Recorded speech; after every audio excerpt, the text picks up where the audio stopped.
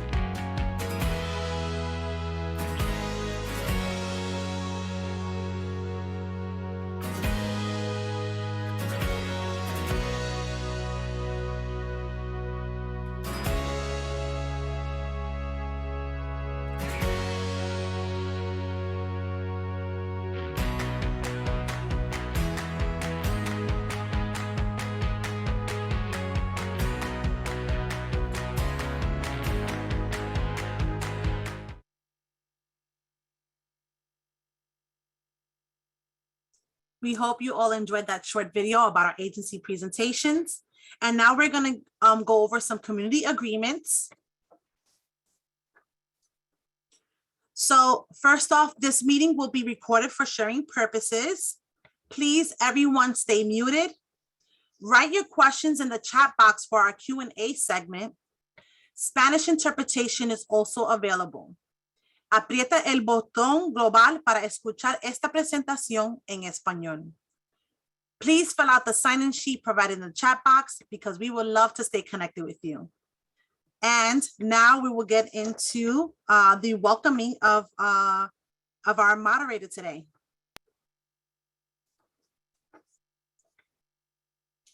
Here we have Scott Bloom, LCSWR, who is our Director of Special Projects and Initiative here at NYPCC. Scott Bloom is the Director of Special Projects and Initiatives for New York Psychotherapy and Counseling Center. He has spent his 31-year career at the intersection of mental health, communities, and schools, working to improve access to social emotional services and resources by integrating these programs, creating opportunities for children and youth to overcome emotional and behavioral barriers to academic achievement. He was the founding director of School Mental Health Services for the New York City Department of Education for the last 15 years, facilitating partnerships with nonprofit organizations and implementing mental health initiatives, building on a citywide system of mental health services and resources in over 1,800 city schools. Wow. He serves on the advisory boards for multiple cities, state, and national mental health initiatives. Mr. Bloom has contributed to journals, magazines, books, and has presented at local and national conferences. He has certification as a psychotherapy. Thank you, everyone, and welcome our very own Scott Bloom. Great. Thank you, Selena, and welcome, everyone. Welcome to tonight's important topic in our NYPCC Cafe. I want to do a quick introduction here and sort of frame our discussion for tonight. Since the pandemic began, rates of psychological distress among young people, including symptoms of anxiety and depression and other mental health disorders, have increased. When these experiences are combined with other adverse childhood experiences that predate the pandemic, it can pose serious risks to our children's mental health. As the pandemic has continued, the number of youths presenting to emergency rooms for suspected suicide attempts has increased significantly. This is especially true for teenage girls who showed a 50% increase in ER visits early in 2021 compared to 2019. There is also great concern that some groups of kids may be at particular risk for suicide thoughts and behaviors, including many communities of color, where suicide rates were already increasing prior to the pandemic, especially for Black youth.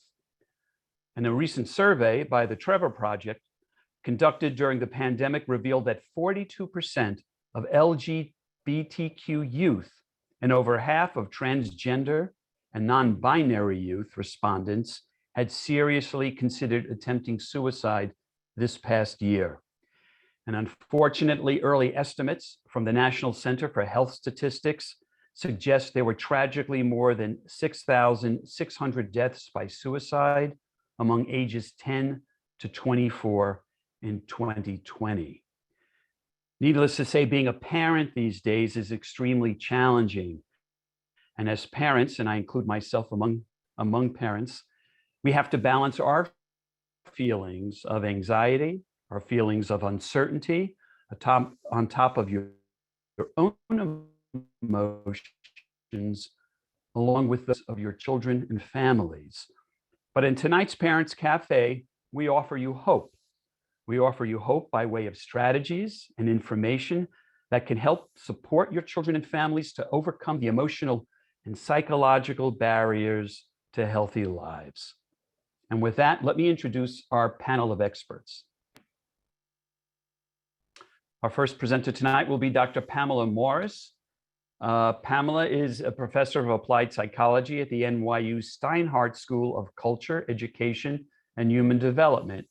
She was trained in developmental psychology at Cornell University, and her 2+ decades long career brings psychological and education and policy together. Having lost her teenage daughter to suicide in 2019, she now turns her attention to suicide prevention, launching a center at NYU known as Arcadia for Suicide Prevention, which is aimed at supporting the people and spaces like peers and our school system that play key roles in young people's lives. Our second presenter this evening will be Miss Regina Miranda. Dr. Miranda is a professor of psychology at Hunter College, where she directs the laboratory for the study of youth contagion and suicide. And she is also a faculty member in the doctoral program in health psychology and clinical science at the Graduate Center of the City University of New York. Her research focuses on understanding why young people think about and attempt suicide in a way that can inform assessment, treatment, and prevention of suicide risk. And our final presenter for tonight is Miss Julie Lawrence, LMSW. Julie is the Senior Assistant Vice President at Life is Precious Communal Life New York, which is a holistic youth suicide prevention program serving Latina teens dealing with depression and suicide through expressive arts, music, comprehensive case management, family engagement, and building connectedness.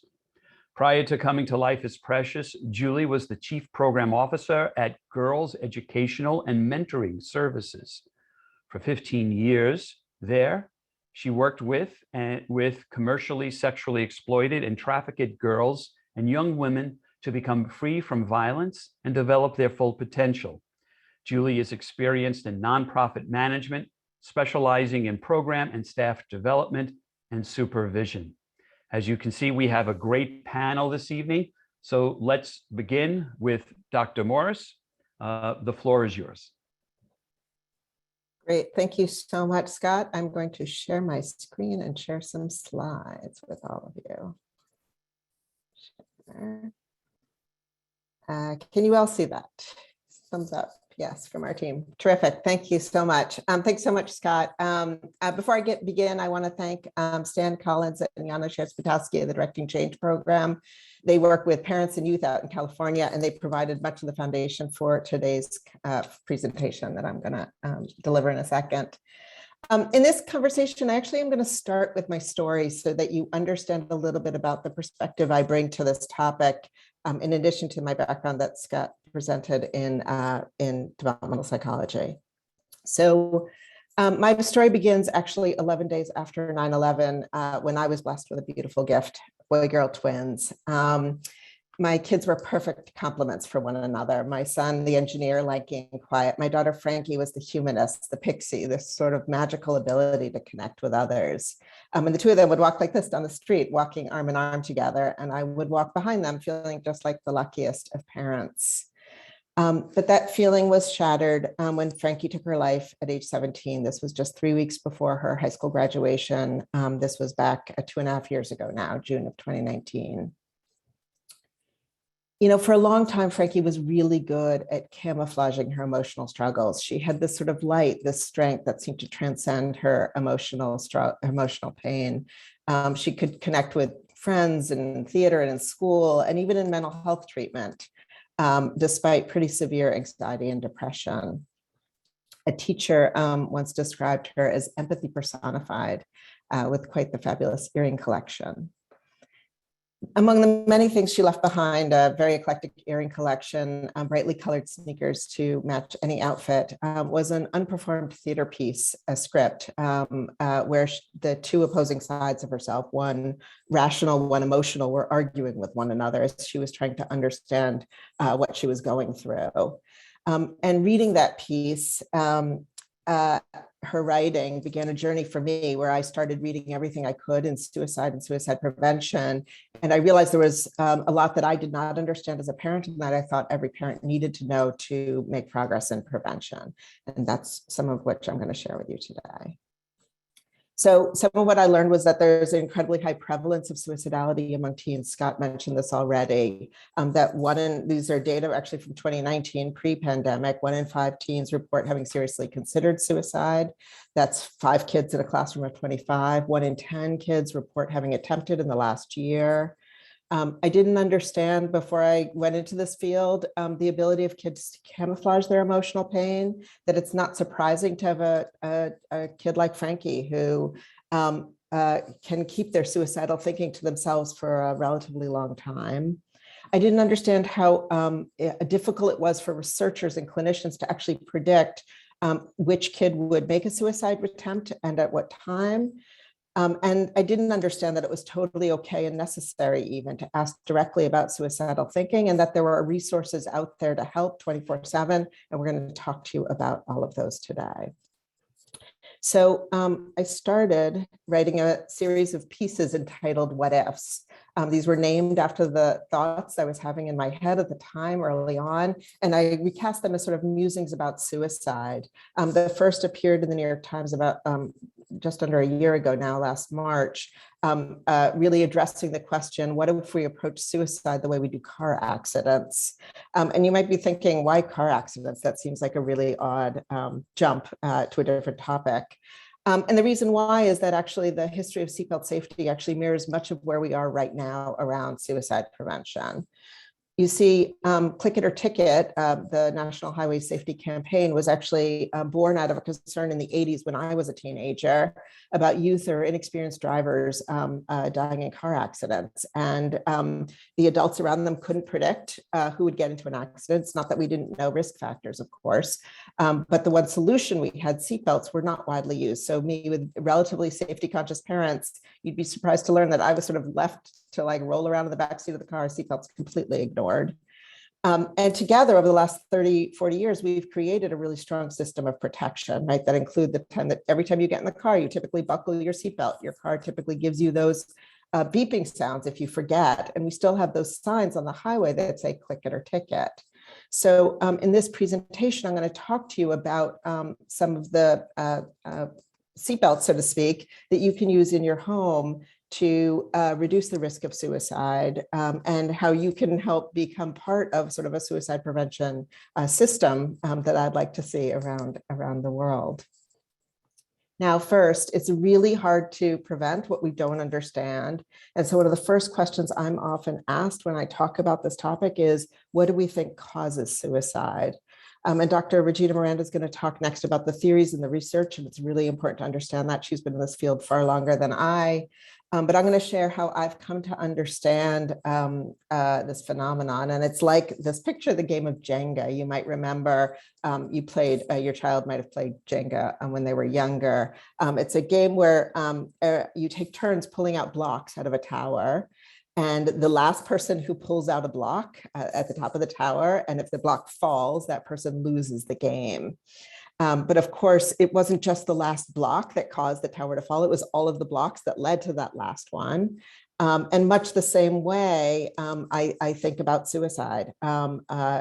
Suicide really is the confluence of factors that make up a person's life, from the biological to the environmental and everywhere in between. And for every person, a somewhat different balance of those two things. And pinpointing a single cause is really impossible. Before I got into the field, actually, the idea of suicide really eluded me. I really didn't understand what suicide was. How could somebody want to die? And doesn't that go, I often asked, doesn't that go against our basic human will to live? And what I've come to understand is that suicide is often not about wanting to die. It's actually about wanting to end severe emotional pain. Just as we're hardwired as humans to pull our hands away from a burning stove when it's really hot, right? We simultaneously, suicide represents the desire to avoid sort of burning emotional pain. And so then we understand suicide as sort of part and parcel of the human condition, as someone in unrelenting, severe emotional pain, seeing no other way out of that pain. So what does that mean? So that means that our job then, if we're trying to reduce suicide, is to do what we can to relieve emotional pain, to help teens find other ways to find relief, alternatives to suicide, essentially, and to help to find their own reasons for living, to help reinforce that tower along the way. And doing so creates, we do so by creating a sort of safe space to have a conversation. It's not about having all the answers. It's not even having any answers. It's about sitting with somebody in their emotional pain. You have to remember, they feel powerless, they feel alone, and they are in an intense amount of emotional pain. It turns out that letting them share that pain with you, with a mental health professional, with another adult, can actually ease it. It's like letting air out of the balloon. David Brooks actually wrote a piece in the Times in December that I really liked. It was entitled, "What Do You Say to the Sufferer?" And he conveys a story that really resonated with me, and I'll read it here. He said, Rabbi Elliot Kukla once described a woman with a brain injury who would sometimes fall to the floor. People around her would rush immediately to get her back on her feet before she was quite ready. And she told Kukla, "I think people rush to help me up because they're so uncomfortable seeing an adult lying on the floor. But what I really need is for someone to get down on the floor with me." Now, I know this isn't easy in the least. It's not easy to be a parent and to get on the floor in emotional pain, to sit in that emotional pain with your child, especially when you just want to pick them up and sort of see them thrive again. And he ends by saying, Kukla pointed out that getting on the floor can actually be anxiety producing, and when someone's in deep despair, even dangerous for the strongest caregiver. But sometimes we just get on the floor. And of course, sometimes we find somebody to hold us after we've gotten on the floor, or someone to get on the floor in our stead, and that's okay too. Now, a key part of suicide prevention are helplines, and I'm going to tell you a little bit. We're going to come back to them at the end. You're going to get those phone numbers, and I'm hoping you're going to put them in your phone. These are phone numbers and text numbers that you can call, or your child can call if they're struggling and in emotional pain. But I want to share a little bit about their history because I think it's instructive. Now, helplines are phone numbers that, as I said, people can call to receive emotional support. And they started with this wonderful looking gentleman. His name was Chad Vera back in the early 1950s in England, in the UK. Years before, back in 1935, he had officiated at the funeral of a young girl, a 14-year-old girl who died by suicide, who took her life when she got her period for the first time at the age of 14. She didn't have someone to speak to, and she thought something was dreadfully wrong with her, and she didn't understand that it was a normal part of puberty. So he never forgot her. And 17 years later, he made a public announcement to invite anyone who was suicidal to come and speak to him. And the response was far greater than he expected. He actually, I guess, was really good at doing this, and the word got out. And so he eventually hired a whole bunch of volunteers to sit with those folks in the waiting room while they were waiting to see him. And one day he opened the door, waiting, expecting the sort of typical crowd there. And the room was largely empty. And he came to realize that something really magical was happening between the volunteers that he had hired and these folks who had come to see him. And that simple magic that really helped the crisis abate, he came to call befriending, and the people that delivered it, he called befrienders. And it's based on active listening, acceptance, understanding, and empathizing, no giving advice and no counseling. So these are not mental health counselors at all. And I tell you that story for two reasons. One is so that to demystify what helplines are about, so you know they're out there, they don't seem so scary to you. If you haven't called them before, you can call them for advice for your kid, or you can encourage your kid to call them if they're struggling. But secondly, to just demonstrate that if volunteer attendants can ease, that are sitting in a waiting room, can ease somebody's pain, so can you. So how do we do this? Well, one of the biggest misconceptions, I just want to say, you're probably thinking right now, well, if I ask my kid about suicide, isn't that going to put the idea in their head? And I'm going to tell you right now, the answer is no. So talking about suicide does not increase suicidal behavior. There's actually been really careful study of this, both among teens and young adults. In fact, by talking openly and directly, you're sending a message that you care and that you want to listen. And I call this sort of setting the table for the conversation. So how do you talk about suicide? And you do so actually by asking the question directly. Are you thinking about suicide? And the reason why asking directly is so important is that given that suicidal thinking is so hard for us to predict, the only way to truly know if your child or your child's friend is thinking about suicide is to ask them directly about it. And if you can't do it, especially if you've seen those warning signs that Dr. Miranda is going to be speaking about, find somebody who can. And you can simply say, hey, I've noticed that you've been wondering whether life really matters, or I've noticed that you've really stopped doing all the things that used to bring you joy. And I have to ask you, are you thinking about suicide? And I know this is really hard to say those words out loud. So practice in a mirror, practice with a family friend. It's really okay to say out loud. And then once you've asked the question, you want to stop and be calm and just listen. Stan Collins, who I do these parent webinars with, often says, you have 2 ears and 1 mouth so that you listen more than you speak. Now, if they say no, you can say, okay, but just know that I'm here to talk with you if you ever do have thoughts of suicide. It's really important to talk about it. And if they say yes, okay, now you're like deer in headlights, right? You're really scared. What do you say next? Well, the way I think about it is, imagine if your child came to you with another health condition. Imagine if they came to you with a headache and you were trying to figure out whether they just hadn't drank enough water that day, they needed glasses, or they needed a new prescription of glasses, or they actually had a neurological problem and need to see a specialist. You would know exactly what to ask. You're not a doctor, but you would know what to ask. You'd say, how much does it hurt? You'd ask, how long have you felt this way? How often do you feel this way? You'd ask, what happened right before you felt this way? What happened right after you felt this way? Did that help it feel less severe? And you're doing a couple of things with these questions. You're learning about it, how severe it is, but you're also helping your child learn, and you're learning alongside them about the things that they're already doing that are in their arsenal, in their toolbox, that can help ease their suicidal thinking. You're helping them articulate that. Now, I just want to acknowledge how scary this is for parents. And trust me, like if you're scared to ask the kid about it, they are absolutely scared to be thinking about it and to talk to you about it too. The other thing I want to acknowledge that's really hard is that I'm saying, ask them about it and then don't do anything. Don't try to fix it or problem solve. Just try to listen. And that's so hard, right? When our kids are toddlers and they fall on the ground and they bump their knee, you get the chance to pick them up, put on their Band-Aid, and like give them a kiss and they're all better, right? Here, I'm telling you to listen and not do anything. And that feels really difficult for a parent, right? You just want to make the world all better for them.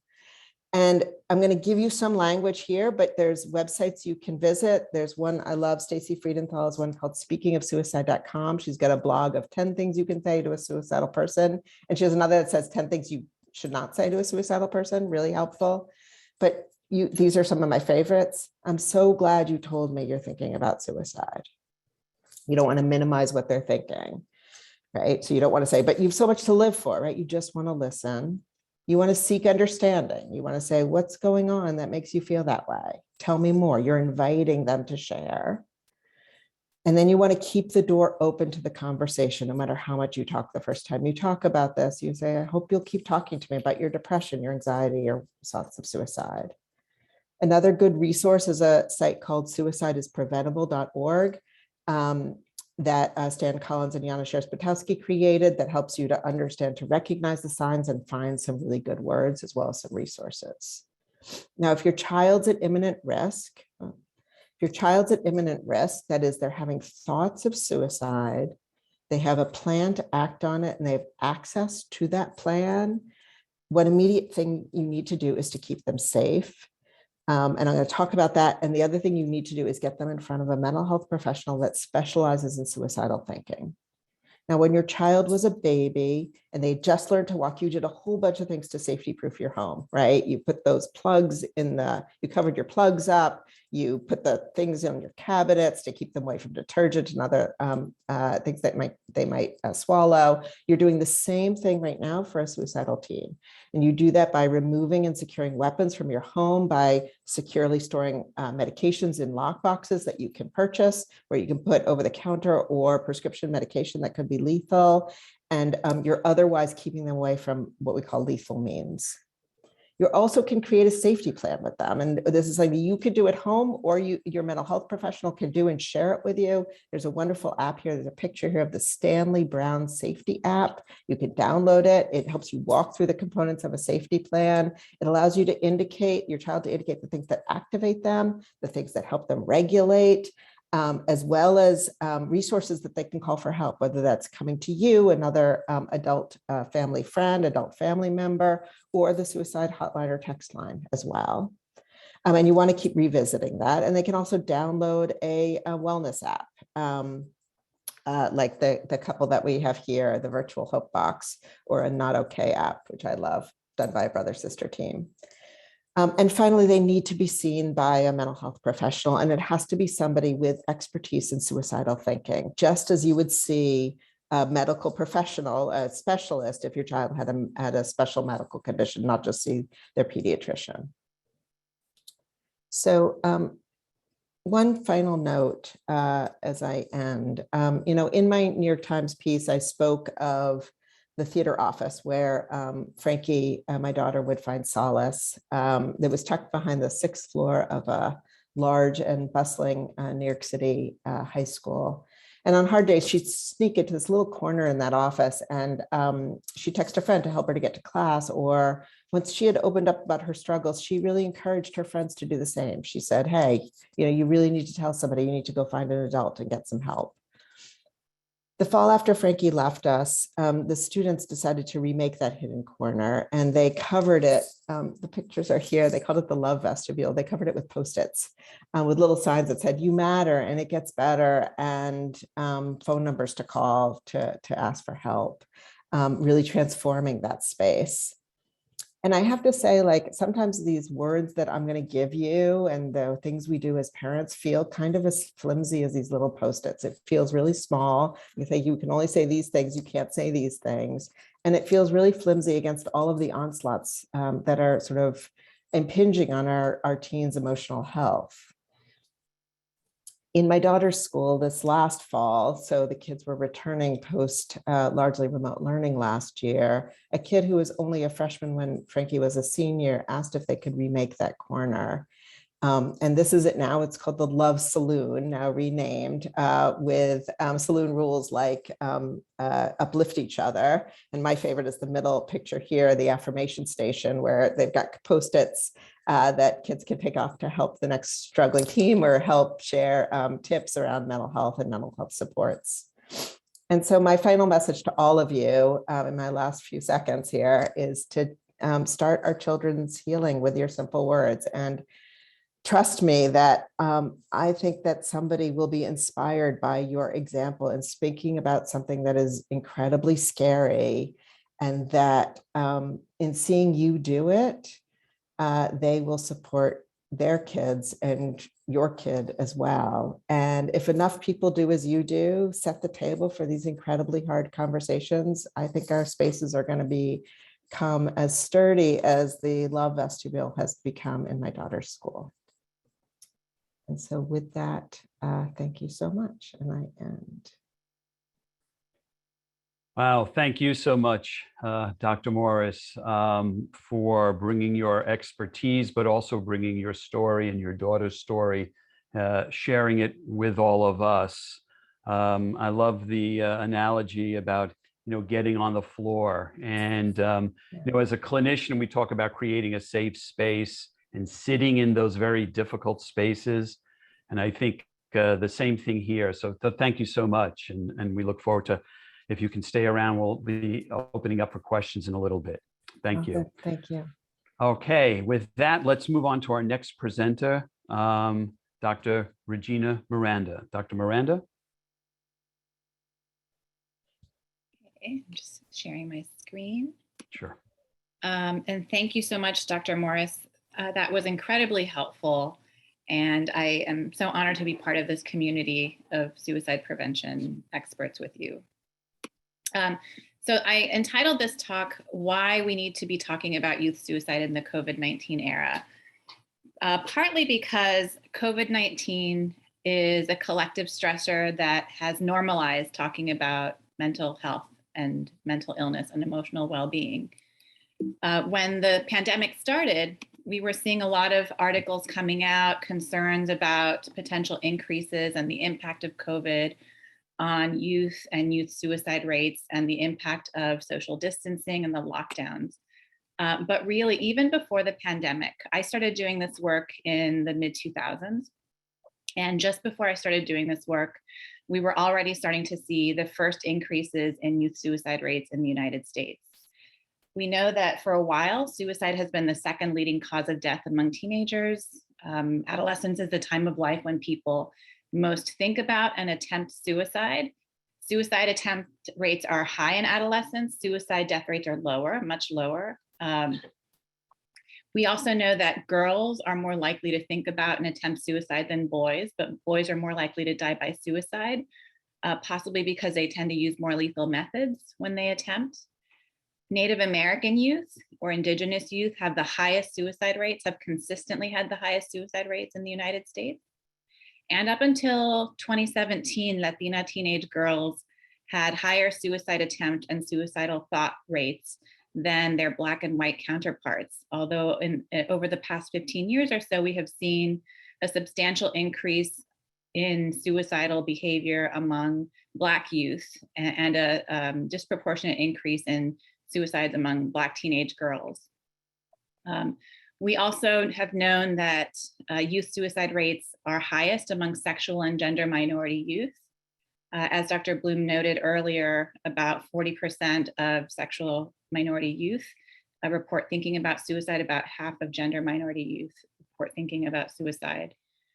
So it's been a problem of increasing concern even before the pandemic, but the pandemic, because it's normalized talking about mental health and has turned our attention to suicide risk, this gives us an opportunity to really continue the conversations and talk about what we can do. And so I wanted to present a little bit on theories, what we know or what people have proposed that might make people think about killing themselves, with the caveat that a lot of this information comes from research on adults.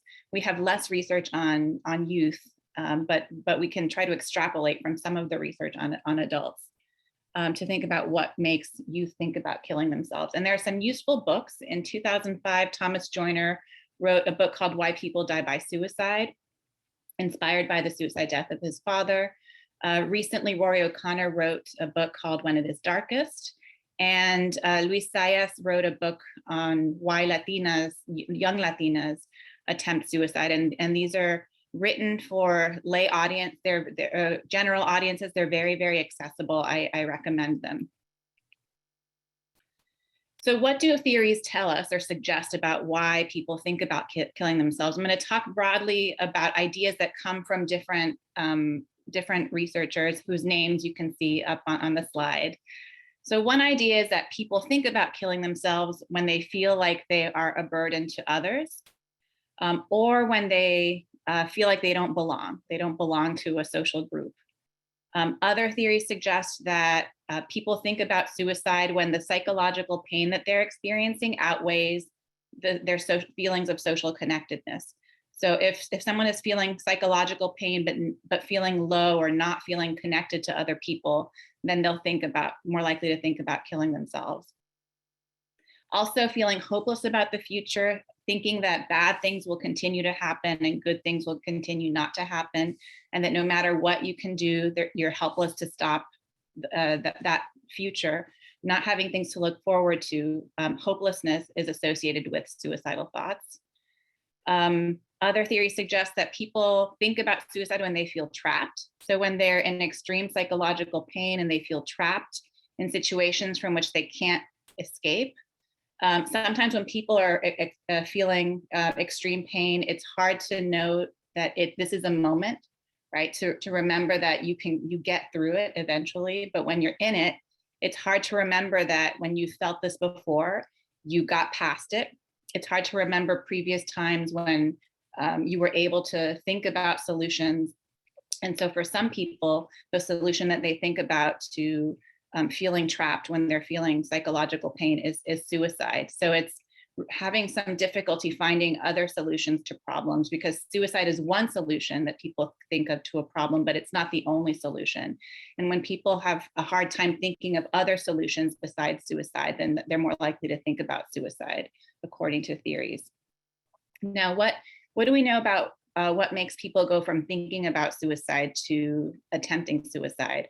We actually know a little bit less about this than we do about suicidal thoughts.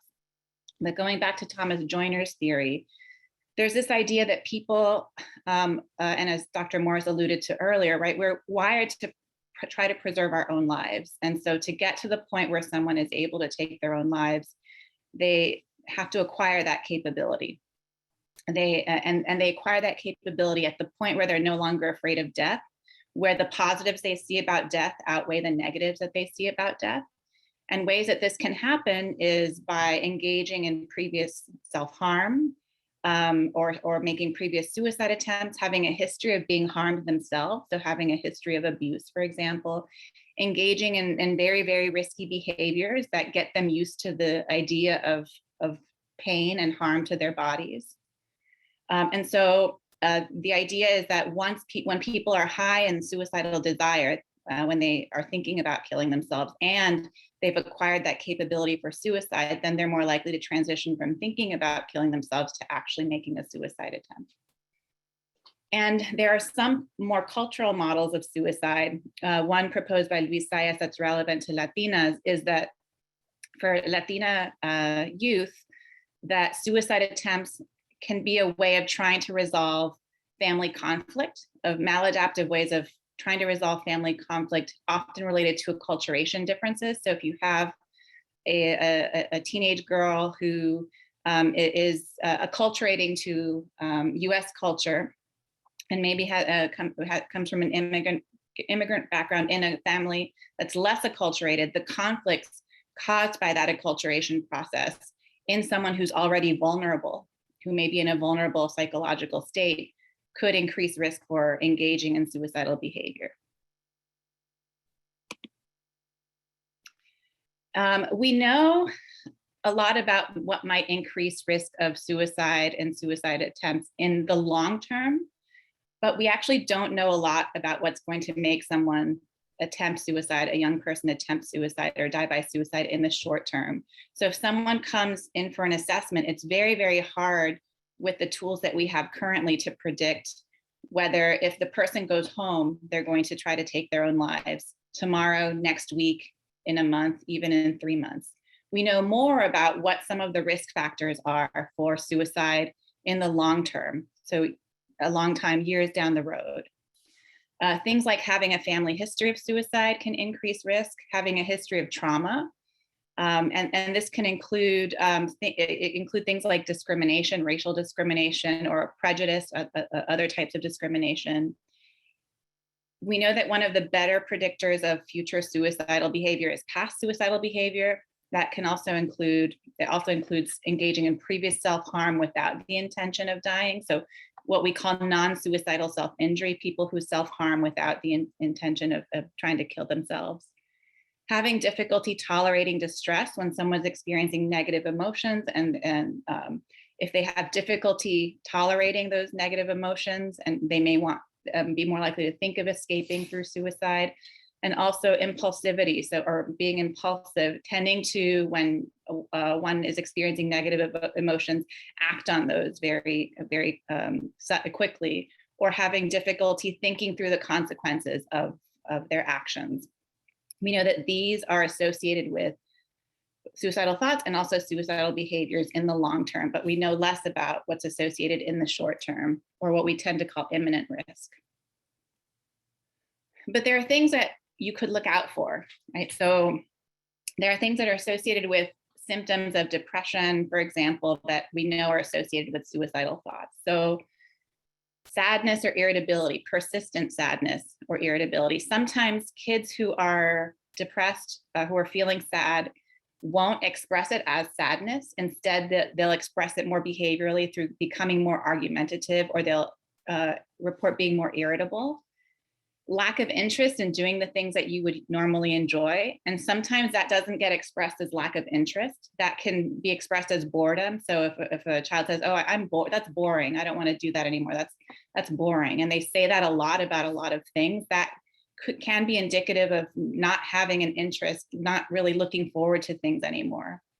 Feeling hopeless about the future, again, not believing that good things can happen, and that bad things won't happen.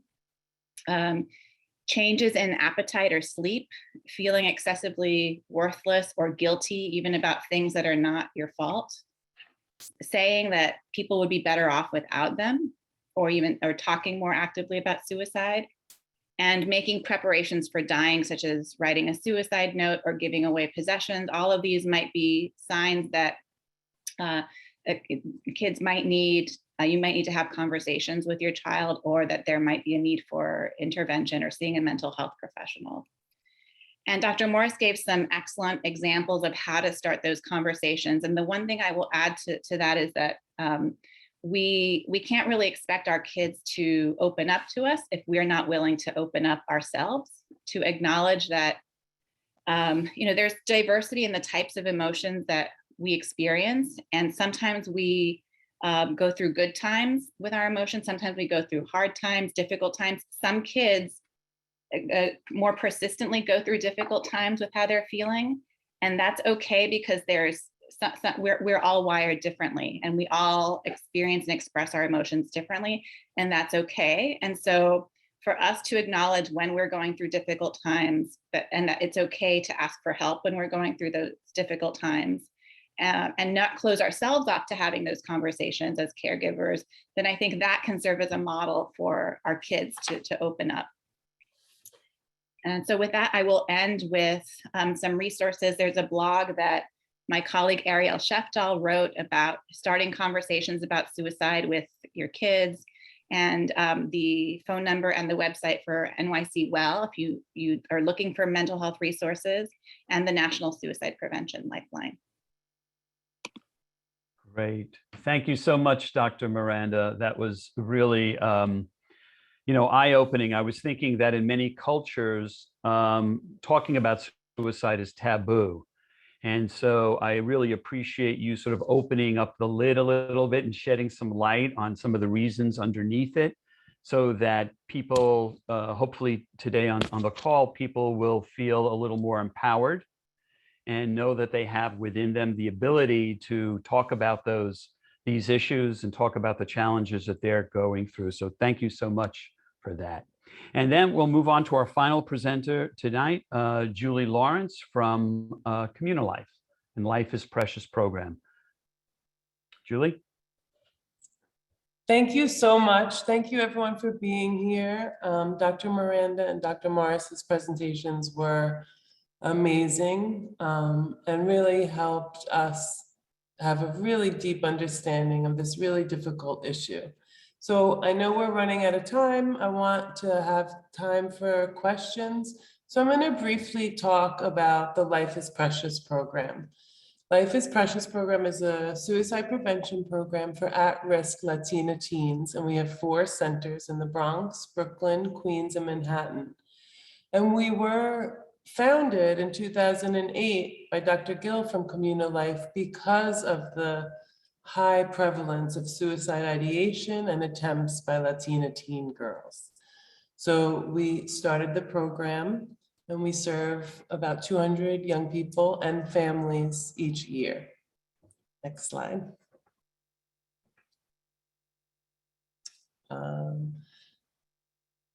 So one of the things that I think is really super important to remember is that young people who don't have a sense of belonging are at high risk, right? Dr. Miranda told us that social connectedness is the key to helping young people feel connected to others and to lessen suicide ideation. So at Life is Precious, the work we do is all about creating a safe space, having a sense of connection for the young people so they don't feel alone in their really difficult feelings. So we combined individual and group counseling with creative arts therapy. Everyone who's in our program has to be in individual therapy, but at Life is Precious, we really emphasize the group milieu. We use arts and music to really help young people learn some new skills maybe, but also to develop techniques for expression and to getting those sad and difficult feelings out. Another big stressor for the teens that we work with is the fear of academic failure. And so we have professional tutors every day on site to help young people with school and to really increase their sense of success in school.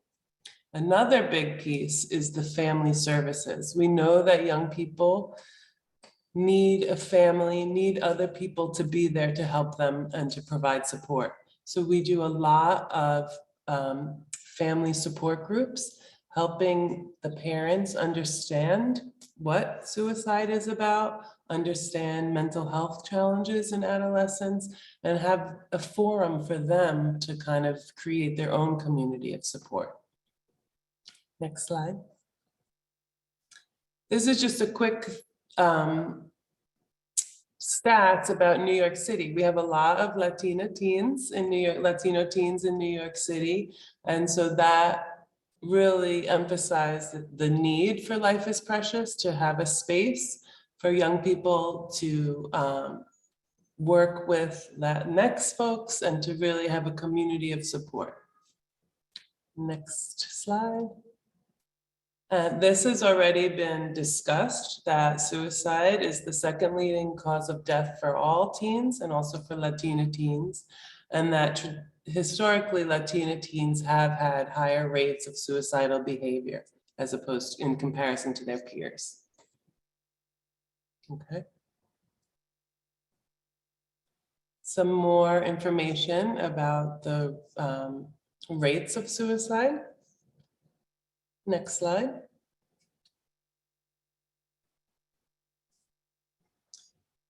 So these are more sort of risk factors or warning signs. I think we did a really good job already of describing that. But in this one, I said, children at risk sometimes feel like their parents don't care, sometimes feel isolated and alone. So that's really emphasizing that so many of our young people, 1 in 5, feel this way.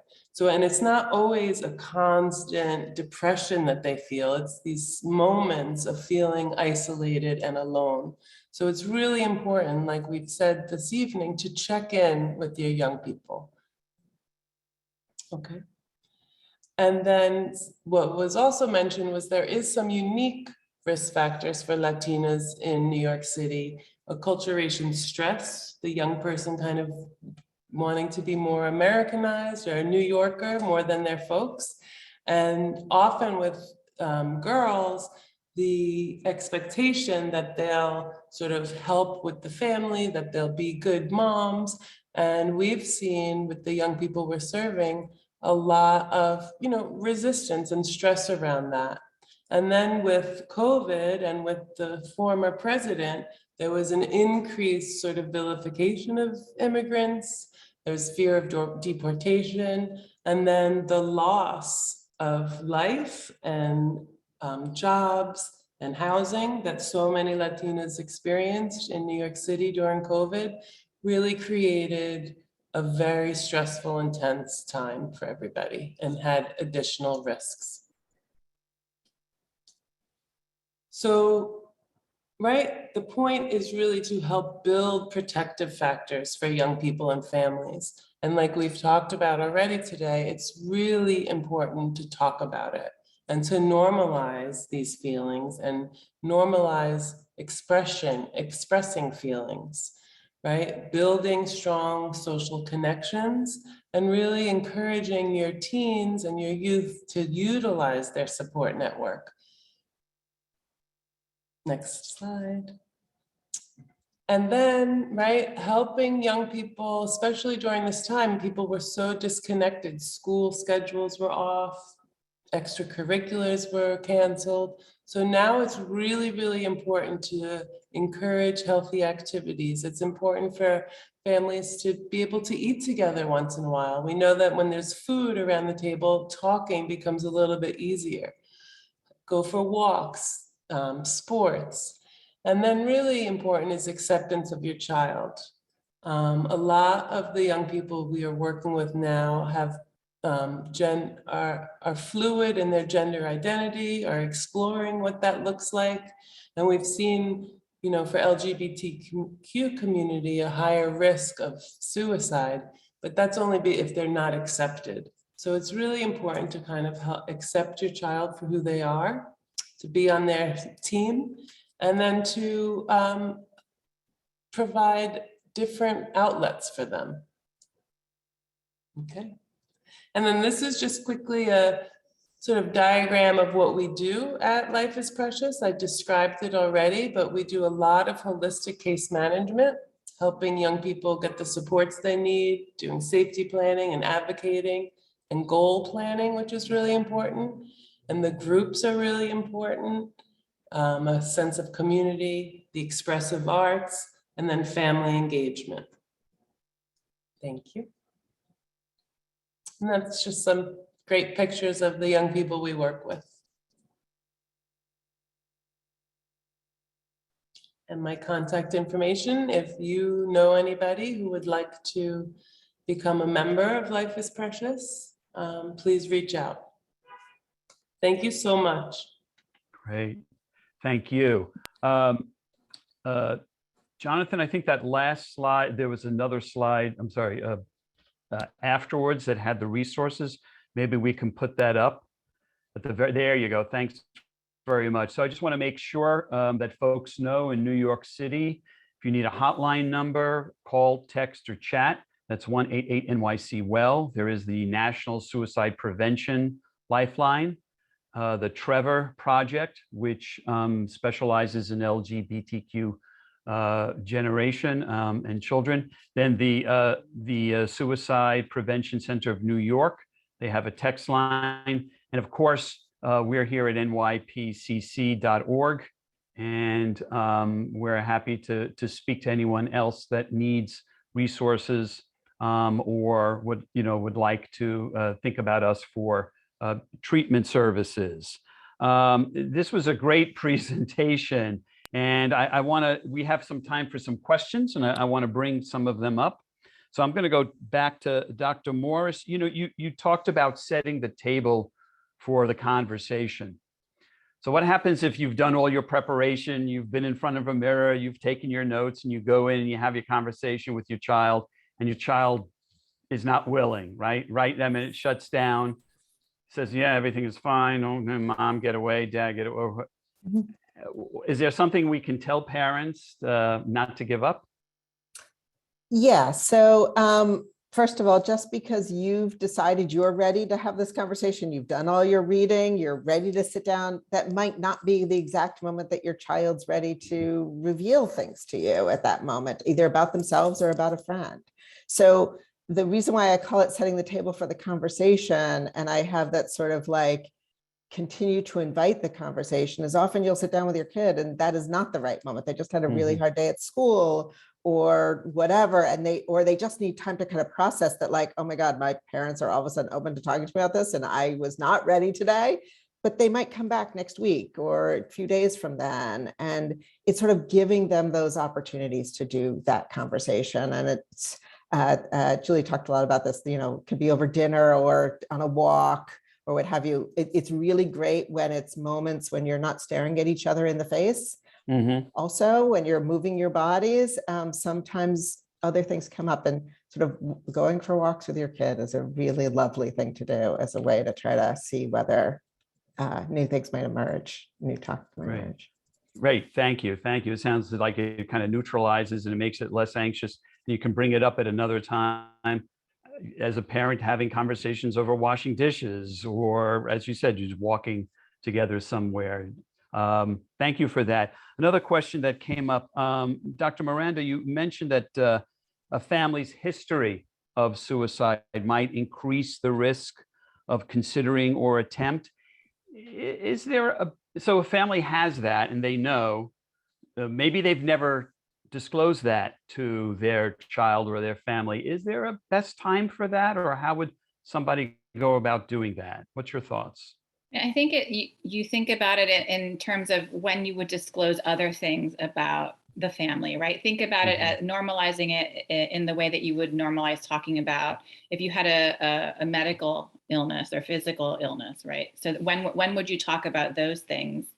I don't know. I think it's when you think as a parent that your child is kind of ready to process that information. So some kids early on, I mean, we know that kids as young as 6, think about suicide. So just because they're not verbalizing, some kids, just because they're not verbalizing doesn't mean they don't think about it. So some, kids don't develop the concept of death until like later childhood. And so I think that might be a good time, but it all is relative to the other types of conversations that you're having in the family about family history. Or if it comes up naturally, or if they're wondering, what happened to X person, right? And so you can say, well, sometimes people feel so sad that they think about taking their lives, and so that's what happened with this family member. Right. Yeah. Sometimes it can open up other, as we talked about before, taboos in the family. Families tend to may have secrets or things that they don't want to discuss, but finding that right time also can alleviate other issues and dynamics within the family. So thank you for that. And we have a question for Julie. You talked about new risk factors that might lead to suicide ideation in the Latina population. So how much of this do you think is happening due to the anxiety or worry of parents? As parents, the word contagion came up earlier. Often what's going on with us as parents, kids are going to pick up on. In your program, in communal life, are you seeing some of that happening where the kids are picking up? And even on their teachers, they go into a classroom now and their teachers are so anxious, Yes, thanks for that. We do see that. We've been seeing families and parents have been extra stressed and anxious about things. And then their anxiety also of having a young person who has maybe a mental illness or is thinking about suicide or has to go to the hospital because they've been self-harming and are having pervasive suicide ideation creates a lot of anxiety for parents. And so one of the best things that we do is some psychoeducation around suicide ideation, around self-harm, and in creating a support network for parents to kind of process these things, to talk about their own issues, their own history of mental health challenges, their own trauma has come up often. And so it's really providing a healing journey for the entire family. Right. I love that, a healing journey. I love that. That's beautiful. I want to check in with my partner, Anthony Otten. Anthony, do we have time for any more questions? No? That is it, Scott. We Oh. ran out of time on that one. Okay, great. Well, I just want to, before I hand it back to you, I just want to thank all the panelists. You really moved me as a parent and some things to think about, and also as a clinician to consider, where the family's at, when it's time to bring these up, and really when it's time to make sure that they get help. So on behalf of everyone, I want to thank all three of you for your expertise and your honesty and passion about this really challenging topic for everyone. So thank you for coming today. I want to pass it back to Anthony for closing it out. Yeah, no, I'll just give it right back to Selena. Okay. Thank you so much to all the presenters, to Scott, our moderator for today. What an amazing webinar. The chat box is just a testament of how wonderful and informative and resourceful this well-needed topic was discussed today. So thank you to all of our presenters. Thank you for sharing your stories and being transparent today. And even for our attendees in the chat box that shared some of their stories, thank you as well for being transparent and sharing your stories, and know that NYPCC is here for you. We are going to have a poll. Our next webinar will be in April. And so we want to make sure that we are providing what you want, because this cafe is about you and the parents. And so we want to know what you would like to talk about next. And so please fill out that poll. Give it a couple of minutes to give you all a chance to fill out that poll.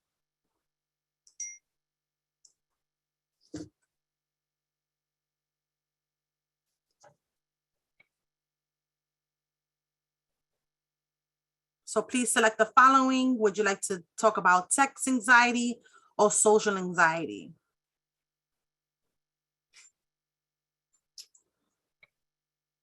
All right.